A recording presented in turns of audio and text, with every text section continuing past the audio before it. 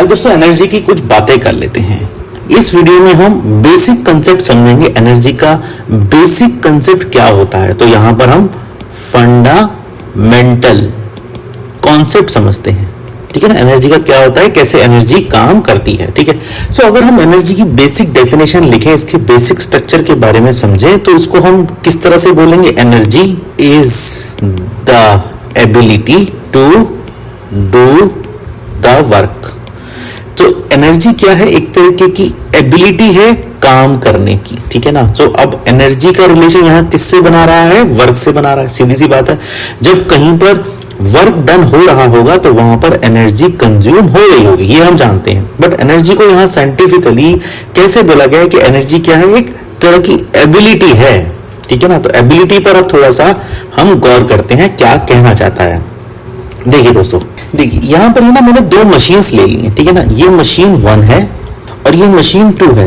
ये दो मशीन मैंने ले ली। ये जो फर्स्ट वाली मशीन है ये क्या करती है, इस तरह की बॉल्स बनाती है। ठीक है, सो मान लेते हैं ये जो फर्स्ट मशीन है ये 1 घंटे में कुछ 500 बॉल्स बनाती है।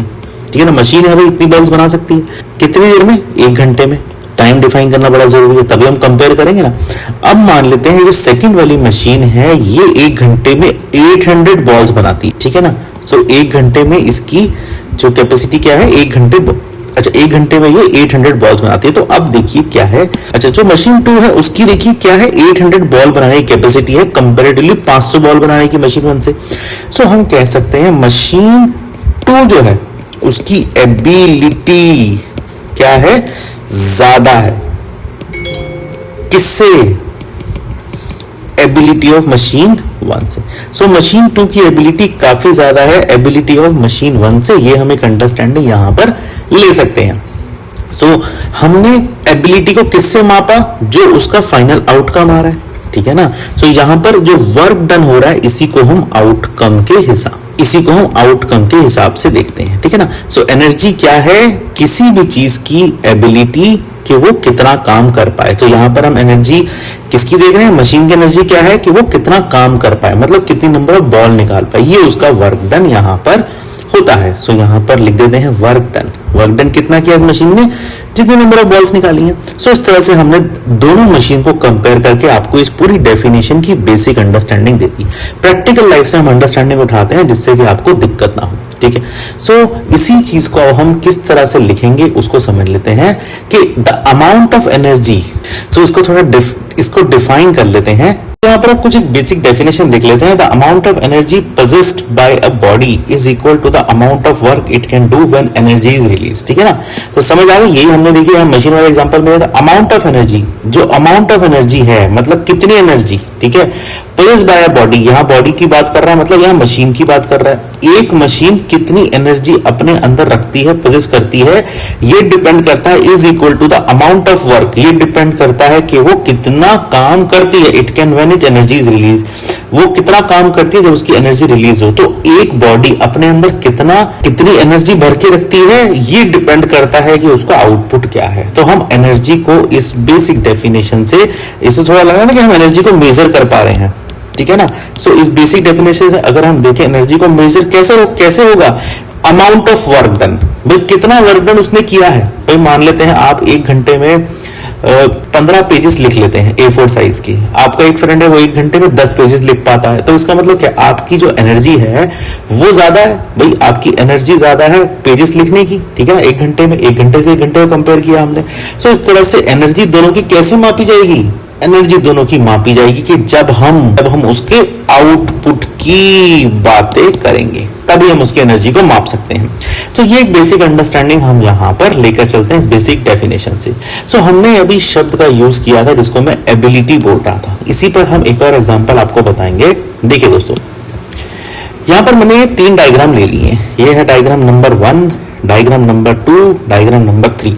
ये तीनों डायग्राम में देखिए मैं एबिलिटी को आपको किस तरह से बताना चाहता हूँ। पहले डायग्राम नंबर 1 पे आते हैं। ये क्या कर रहा है, ये एक हैमर से एक कील को ठोका जा रहा है। ठीक है ना, मान लेते हैं यहाँ पर एक ग्राउंड लेवल बना देखिए, भाई ग्राउंड में आप एक कील को ठोक रहे हैं। ठीक है ना, तीनों डायग्राम में आप यही चीजें कर रहे हैं। बट पहले डायग्राम में क्या हो रहा है, आप आपको क्या है जी, आप यहाँ बिल्कुल भी एनर्जी नहीं लगा रहे, तो आपकी एनर्जी यहाँ पर क्या है, जीरो लग रही है, बिल्कुल आप नहीं लगा रहे। इसका मतलब क्या, आपकी एबिलिटी क्या है, जीरो है। इसका मतलब जो फाइनल वर्क डन होगा ना, फाइनल वर्क डन होगा वो भी जीरो होगा। भाई एनर्जी कहां लग रही थी, एनर्जी और एबिलिटी दोनों आपकी यहां लग रही थी इस हैमर पे, और वर्क डन कहां हो रहा था, वर्क डन हो रहा था नेल पर। सो इसका मतलब हम क्या कह सकते हैं कि जब एनर्जी और एबिलिटी जीरो होंगे तो वर्क डन भी जीरो होगा और ये नेल अंदर ही नहीं घुसेगी। ठीक है, अब यहां पर सेकंड डायग्राम में आते हैं। यहां पर आपकी एनर्जी मान लेते हैं, एनर्जी मान लेते हैं थोड़ी सी ज्यादा है, मतलब जीरो से ज्यादा है। ठीक है, इसका मतलब आपकी एबिलिटी भी है यहाँ पे, भाई आप ये काम करना चाहते हैं, ठीक है, आपकी एबिलिटी भी आपने कर दिया।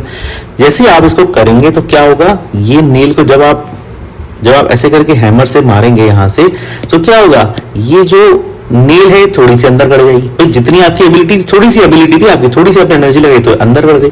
तो इसका मतलब क्या है, यहाँ पर वर्क डन भी होगा, और बोल सकते हैं वर्क डन जीरो इसमें नहीं होगा, क्योंकि फर्स्ट केस में वर्क डन जीरो था, क्योंकि आपने कुछ किया ही नहीं, भाई आपने हैमर मारा ही नहीं। यहां सेकंड वाले केस में एटलीस्ट आपने हैमर तो मारा।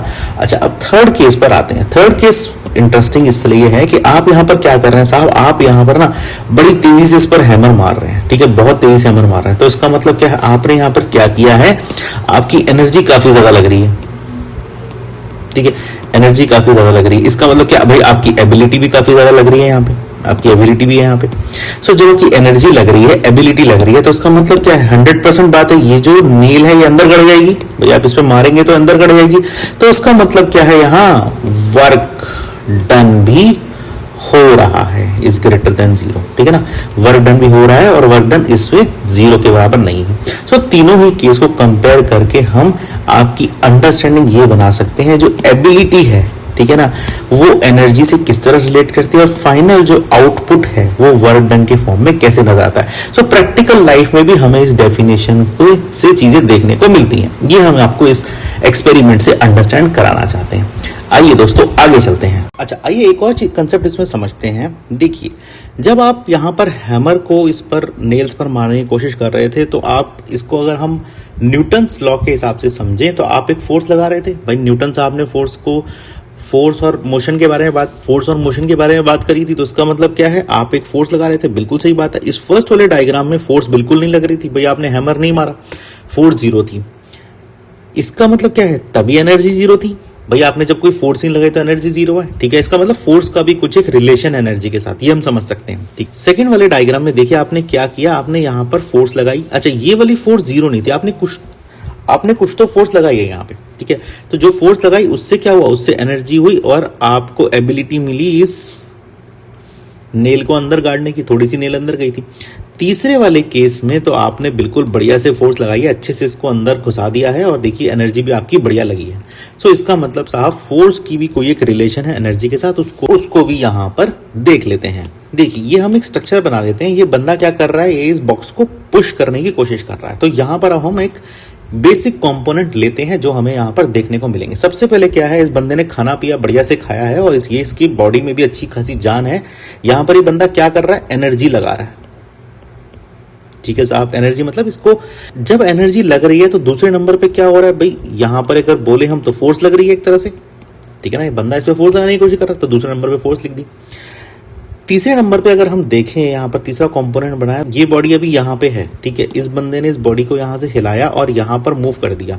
तो इसका मतलब क्या है, यहाँ पर देखें आप तो ये मूवमेंट भी हो रही है साहब, यहाँ से लेके ये यहाँ तक गया बंदा, इसने इस बॉडी को मूव कर दिया। ठीक है, तो अगर हम यहाँ देखें तो ये क्या है, ये एक तरीके का तीसरे नंबर पे देखें मोशन भी हुआ है साहब। ठीक है ना, सो एनर्जी हुई है, फोर्स लगी है, मोशन हुआ है और अल्टीमेटली क्या हुआ है, और अल्टीमेटली यहाँ हुआ क्या है, यहाँ पर फाइनली वर्क डन हुआ है। तो यहाँ पर फाइनली वर्क डन हुआ है। तो ये चारों के चारों कंपोनेंट हमें यहाँ पर देखने को मिले हैं। ठीक है ना, सो इस बंदे ने जब इसको पुश किया तो सीक्वेंस हमारे सामने कुछ इस तरह से नजर आया। पहले इसने एनर्जी लगाई थी, फिर इस बंदे को क्या मिली थी, फोर्स मिली थी, फिर इस बंदे को मोशन मिला था और फिर फाइनली इस बंदे को वर्क डन मिला है। ठीक है ना, सो यहाँ पर हम अगर सीक्वेंस में देखें, सो अल्टीमेटली आप क्या चाहते थे, जब आप एनर्जी लगा रहे थे, जब आप बिल्कुल एनर्जी लगाने की कोशिश कर रहे थे, इसको धक्का देने की कोशिश, आप चाहते क्या थे, भाई ये बॉक्स खिसके, तो अगर हम देखें तो एनर्जी हमारी क्या हो गई, एक बेसिक फॉर्म ऑफ इनपुट हो गई। और अगर हम देखें आउटपुट में हमें क्या मिला, आउटपुट में हमें वर्क डन मिला। सो हमारा यहाँ देखिए सीक्वेंस कंप्लीट हो रहा था। जैसे ही वर्क डन हुआ तो हम कह सकते हैं कि एनर्जी क्या हुई, कंज्यूम हो गई। सो यहाँ पर डेफिनेशन के हिसाब से भी लिख सकते हैं as soon as work has been done the energy is consumed. So यो आपने एनर्जी फोर्स में डाली थी, फोर्स से एनर्जी मोशन में गई, मोशन से वर्क डन हुआ। तो एज सून एज आपका वर्क डन हुआ है तो हम क्या कह सकते हैं कि एनर्जी भी आपकी यहाँ लगी हुई है। सो इनपुट को हमने आउटपुट से इस डायग्राम में रिलेट करके दिखाया है, ठीक है ना। ये अंडरस्टैंडिंग लग गई आपकी। अब आइए एनर्जी की कुछ यूनिट्स के बारे में अंडरस्टैंडिंग ले लेते हैं। देखिए यूनिट क्या होती है एनर्जी की। यूनिट एनर्जी को सबसे पहले आप अंडरस्टैंड करिए, एनर्जी जो होती है वो एक स्केलर क्वांटिटी होती है। एनर्जी एक स्केलर क्वांटिटी होती है, ठीक है। और कुछ इसकी एसआई यूनिट जो होती है वो क्या होती है, वो जूल होती है। जे एनर्जी, इसको जे से संबोधित किया गया है, ठीक है। सो एसआई यूनिट एनर्जी की यहाँ पर जूल के फॉर्म में डिफाइन करी गई है। सो ये जूल कहाँ से आया, ये सर जेम्स प्रिस्कॉट जूल 1818 से लेके 1889 तक, ठीक है, ये रहे। इन्होंने एनर्जी पे, हीट पे काफ़ी काम किया और इनके मेन आविष्कारों में से स्टीम इंजन को काफ़ी तरक्की मिली। सो ये क्या थे, ये एक ब्रिटिश फिजिसिस्ट थे। सो इन्होंने अपनी रिसर्च करी और देखा कि एनर्जी, हीट कैसे काम करती है और स्टीम इंजन का भी आविष्कार इन्होंने किया। सो इनके हिसाब से, अच्छा, तो इन्हीं के आविष्कार के हिसाब से जो एनर्जी की यूनिट थी वो जूल रखी गई। जैसे न्यूटन साहब के नाम पर जो फोर्स की यूनिट है, उन्होंने फोर्स और मोशन में बहुत काम किया था, फोर्स की यूनिट है न्यूटन रखी थी। तो ऐसे ही एनर्जी की यूनिट इन सर जेम्स प्रिस्कॉट जूल के नाम पर यहाँ पर रखी गई है। सो जूल को डिफाइन करने के लिए यहाँ पर बोला गया है कि एक जूल कितनी एनर्जी होती है, एक जूल एनर्जी होती है। So energy required to do a 1 joule of work done is called as 1 joule energy. तो 1 joule of work done required करने के लिए, वर्क डन करने के लिए कितनी एनर्जी लगेगी, 1 जूल ऑफ एनर्जी लगेगी। इस तरह हम बोल सकते हैं। सो जूल की एक और यूनिट होती है, काफी बड़ी यूनिट होती है, उसको हम 1 किलो जूल बोलते हैं। वो किसके बराबर है, 1000 जूल के बराबर है। So 1 kilo joule is equal to 1000 joule, ऐसे हम लिख सकते हैं, ठीक है ना। इस तरह से हम जूल की एक बेसिक अंडरस्टैंडिंग ले सकते हैं। किन्होंने आविष्कार किया, सर जेम्स प्रिस्कॉट जूल ने इसका आविष्कार किया। सो इस तरह से एनर्जी की एक बेसिक अंडरस्टैंडिंग हम लोग ले सकते हैं। सो इसीलिए मैंने आपको प्रैक्टिकल लाइफ से एग्जांपल उठा के बताया था, जिससे कि आपकी अंडरस्टैंडिंग जो है वो डेफिनेशन के साथ बिल्कुल मैप हो जाए। तो यहाँ बेसिक डेफिनेशन मैंने लिखी थी, इसको फिर आपको मैंने इसकी अंडरस्टैंडिंग को मैप करके दिखाया था। सो इस तरह से हम एनर्जी के कंसेप्ट को सीख सकते हैं और समझ सकते हैं। आइए दोस्तों आगे चलते हैं।